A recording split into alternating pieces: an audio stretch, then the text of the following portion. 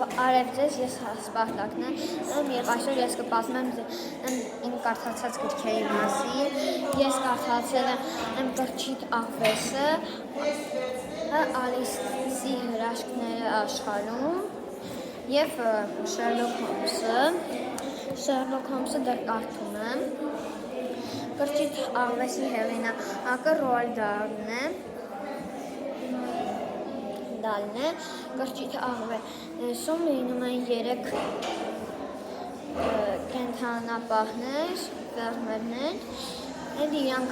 հավեր են պահում և աղվես է լինում, որ միշտ իրանցից հավեր գողանում։ Մի օր այդ 3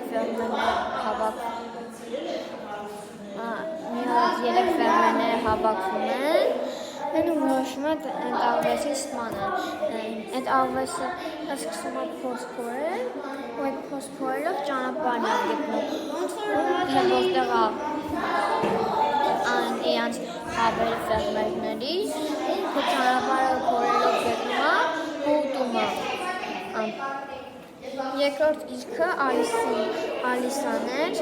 նրա հեղինակը Լուիս Քերոլն է։ Այդ գրքում Ալիսան հայտնվում է մի աշխարհում, որտեղ լինում են լիքը տարօրինակ բաներ, լիքը ճանապարհներ, լիքը բարդություններ, հետո երբ որ կանում է ելնի, մտնում է հայելու մեջ և շախմատային դիրքերով փորձում է գնալ թագուհի, իսկ երբ որ այդ ամեն երազը պրծնում է, այդ ամեն ինչը սկսում է իր մոտ իրականում կատարվել։ Երրորդ գիրքը Շերլոք Հոլմսն է։ Շերլոք Հոլմսի հեղինակն է Արթուր Կոնան Դոյլը։ Շերլոք Հոլմսում հանցագործություն են արած լինում, գալիս են, սա ամբողջ լքված տան մեջ դիակ է լինում, ոչ մի վերք չի ունենում մարմնի վրա, բայց ամբողջ տունը արյունով է լինում։ Հետո դեղերի միջոցով դիակի տանը գտնում են դեղեր, այդ դեղերի միջոցով պարզում են, թե մարդասպանին դեղերը գցում են ջրի մեջ, ավելացնում են կաթ և այլն և տալիս են շանը։